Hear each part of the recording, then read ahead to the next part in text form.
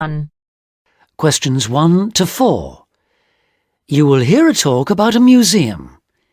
You should answer the questions as you listen because you will not hear the recording a second time.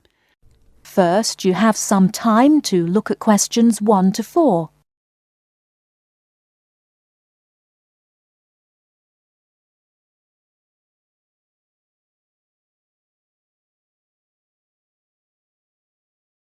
Listen carefully and answer questions 1 to 4.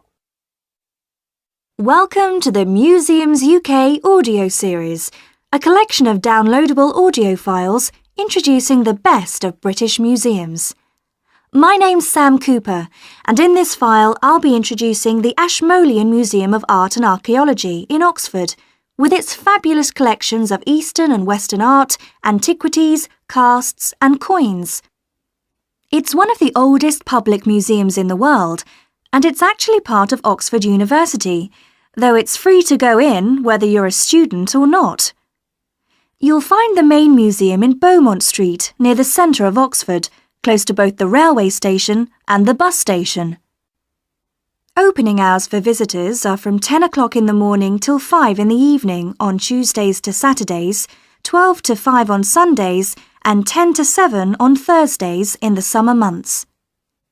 It usually closes for 3 days over Christmas, a couple of days at New Year, and 3 days for the St Giles Fair in early September. You can take photos in the galleries, but only with handheld cameras and not using flash or lights, which can do serious harm to exhibits. Also, as long as you follow all the copyright regulations and you get permission from the staff on duty, you can ask for antiquities documents of less than 100 years in age to be photocopied at a cost of 5p per A4 sheet. Before you hear the rest of the conversation, you have some time to look at questions 5 to 10.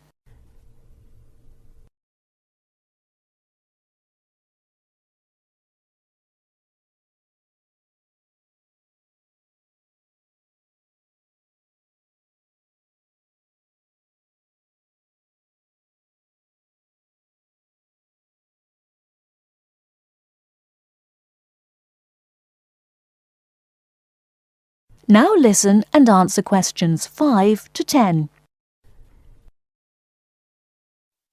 Perhaps not surprisingly, given its links with the university, the Ashmolean has an education service for schools and the general public.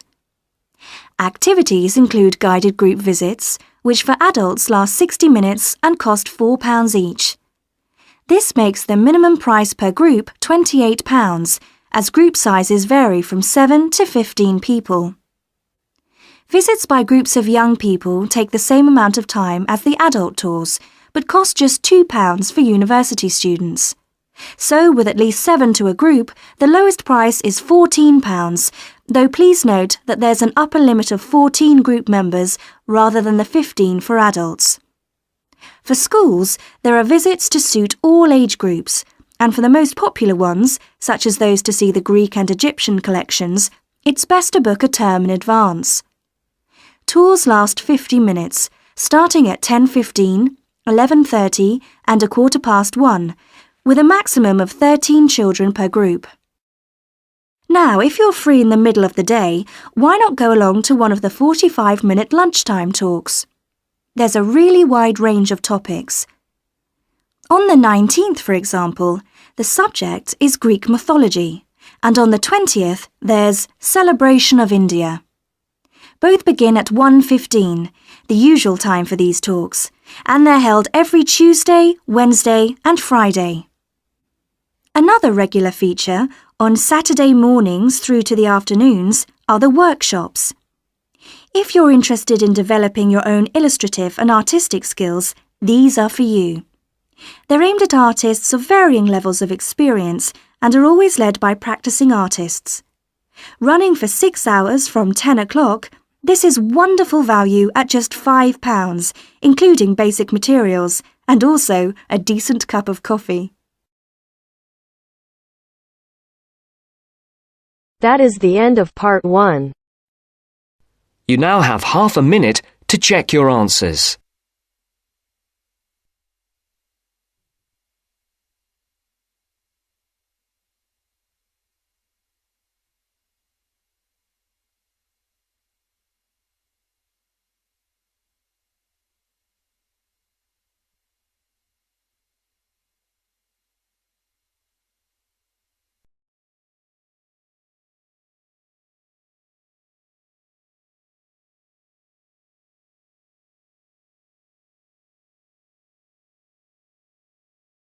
Now turns to Part 2. Part 2. You'll hear a dialogue between a foreign student and a student union officer. As you listen, answer the following questions. First, look at questions 11 to 13.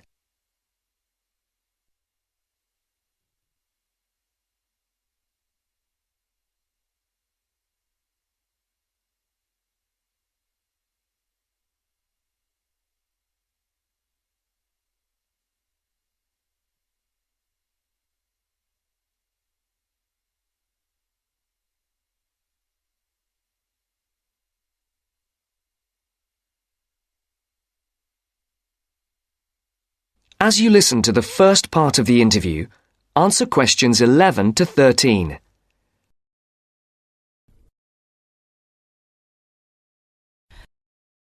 Good morning. Can I help you? Yes, I'd like to know something about the British medical scheme. Yes. What's your question? Can I use British doctors if I fall ill? That will depend on how long your course of study is. If it is 6 months or more, then you are entitled to treatment from the British medical scheme, called the National Health Service, NHS, as if you were a British citizen. With the NHS, consultations with doctors are free, but you will be asked to pay something towards the cost of medicines. In 1987, this is £2.40 for each item of medicine. You are also entitled to free treatment in British hospitals. Always make sure the doctor knows you want treatment from the NHS, as doctors also take private patients, who pay the full cost of all their treatment. How do I make sure I can be treated by the NHS? If you are eligible for treatment, that is, you are registered on a course of 6 months or longer, then the first thing you should do is to register with a doctor. You should register with any doctor close to where you live. Local post offices have lists. Now look at questions 14 to 20.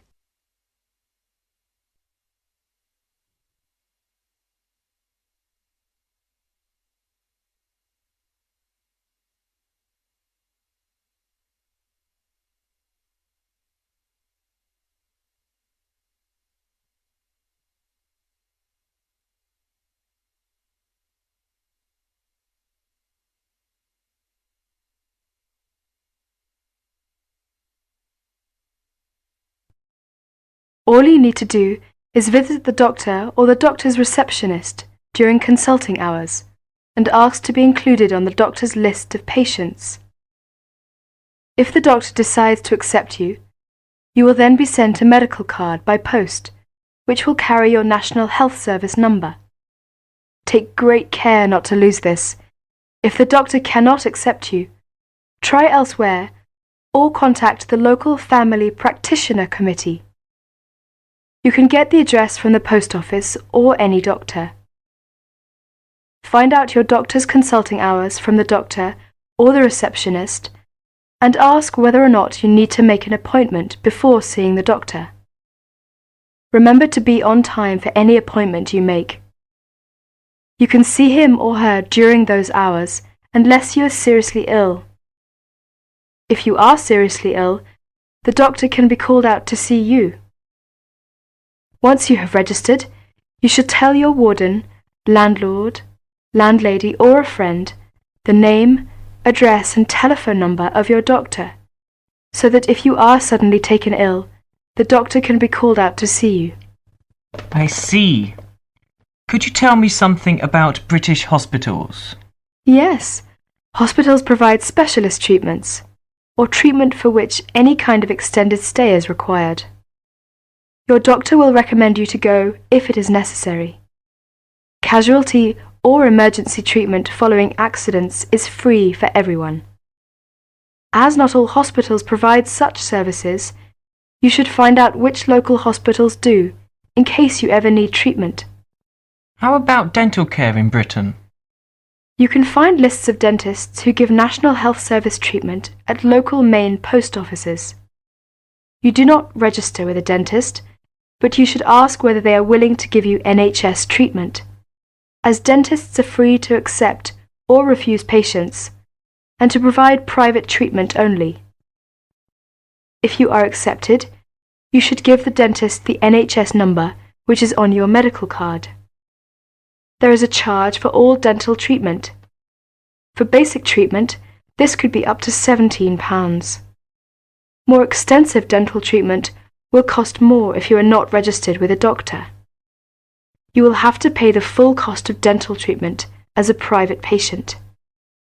You will have to make an appointment to see your dentist and should give notice if you are unable to attend an appointment, or you will be charged for loss of time.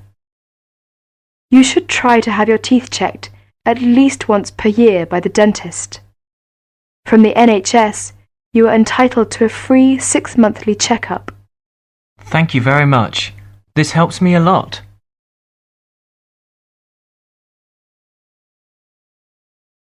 That is the end of part 2.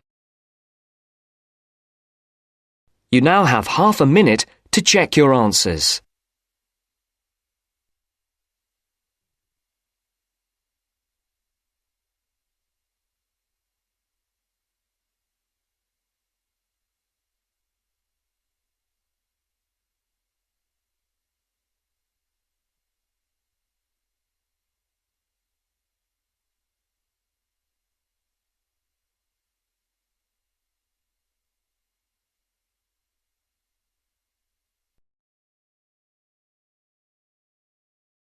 Now turns to part 3.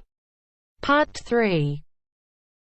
You are going to hear a conversation between Sally and Ben. They are new college students. You now have some time to read questions 21 to 25.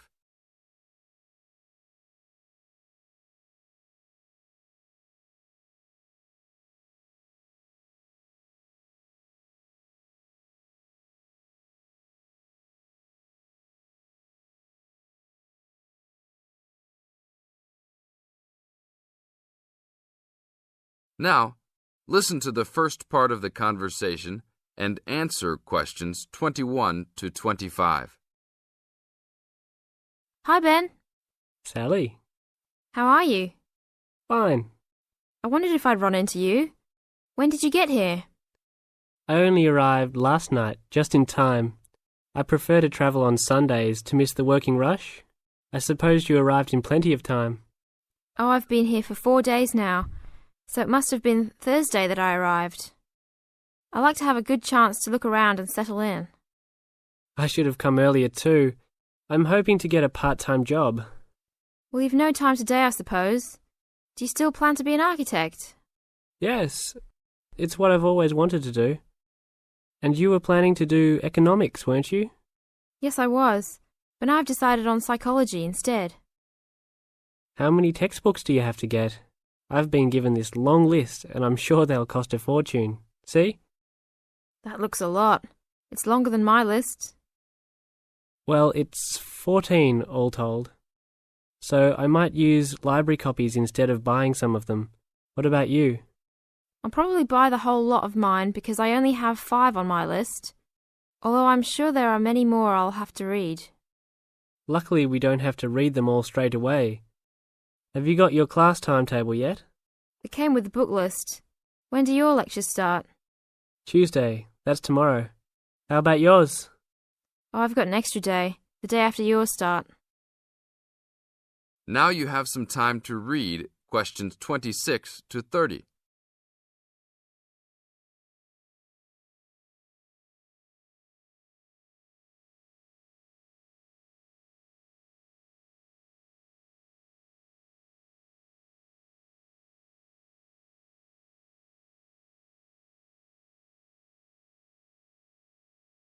As the conversation continues, they are talking about their new college life.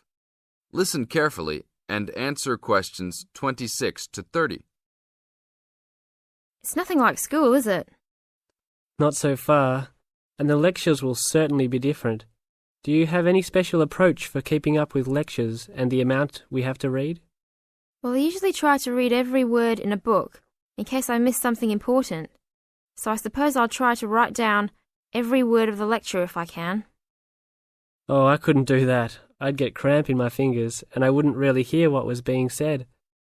I usually skim a book when I read and underline key parts, so I guess I'll try to make notes on the main points of the lecture. Have you thought of using a cassette recorder?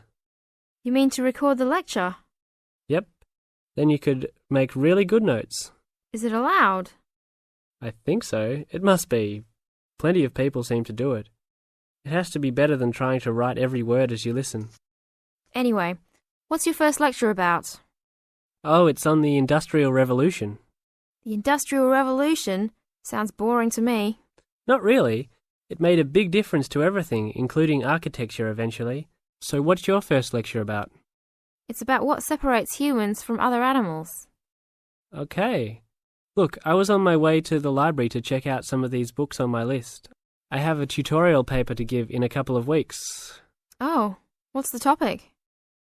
Well, I think our lecturer must have trouble thinking up topics. The topic is, why study architecture? I don't know. It could give you a chance to set out what you want to do. I guess so. Have you been given any tutorials to do yet? Yes. Mine is called Needs for Sleep. Sounds almost as interesting as mine. That is the end of part 3. You now have half a minute to check your answers.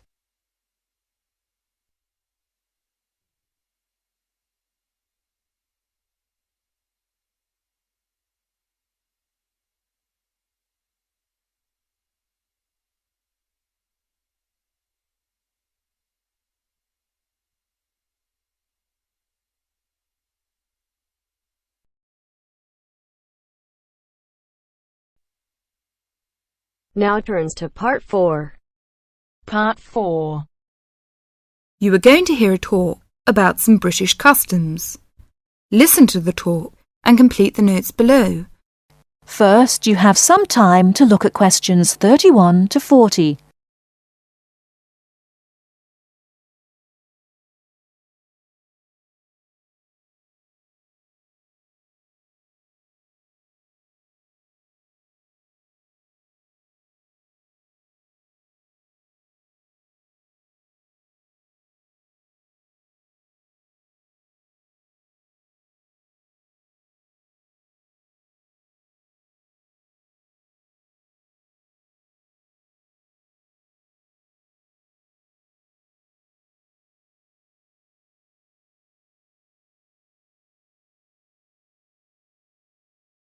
Now listen carefully and answer questions 31 to 40. Good morning. My name is Marsha Smith, a counsellor here at the Student Services section of the university, and this morning I'd like to talk to you about visiting a British home. This may help you to cope well with your study and social life in Britain. There is a commonly quoted saying in Britain, "An Englishman's home is his castle," which sums up the importance we give to our own bit of private territory. If you are living in a British home, or are invited to visit or stay with someone, it is important to act thoughtfully. For example, be punctual for meals and, if you know you have to miss one, let your host know as soon as possible. Check whether it is convenient for others in the house when you wish to take a bath or wash and dry laundry. And unless your host employs someone to do the housework, you are expected to make your own bed and keep your room clean and tidy yourself. If you don't have a door key, remember to make arrangements if you intend to be out late, and keep your hosts informed of your whereabouts so they don't worry. These suggestions apply whether you're a guest or a lodger, and will help the household to run smoothly. If you're staying as a guest of a British family, or even visiting for one meal, it is customary to take a small gift of flowers, chocolates, or something to drink. Don't spend too much, as this could embarrass your hosts. If you're staying for several days as a guest, it is usual to give a small present when you leave. Usually, you will get onto first-name terms with people you meet quite naturally and quickly. If you're unsure, continue to use their family name, surname, and title until they ask you to use their first name. Older people, and those with whom you have a more formal relationship, may prefer to stick to surnames, for example, Dr. Smith or Mrs. Smith. If you're going to eat with British people or to stay with a British family, you may want to know if there are things that they normally do or don't do at the table. Rather than worry too much about rules, you may like to watch other people and copy what they do. It also helps to understand a few customs first. Both at home and in restaurants, people normally wait until everyone has got their food before they start eating. However, they will start before this if someone says, "Please don't wait," or "Don't let it get cold." When people have started, they keep their cutlery, knives, forks and spoons on the plate when they are not using them, and leave them on the plate when they finish the course. For each course, different cutlery is used. You may also notice that people don't usually spend much time at the table talking, drinking and smoking. In fact, after dinner at home, it's fairly common for everyone to leave the table together and have coffee in the living room. If you are staying with a family or visiting informally, it's usual to offer to help with household chores, for example, clearing the table and washing up the dishes after a meal. Even men are expected to offer, though you may not be accepted. At a more formal meal, however, the host won't normally expect guests to help. That is the end of part 4. You now have half a minute to check your answers.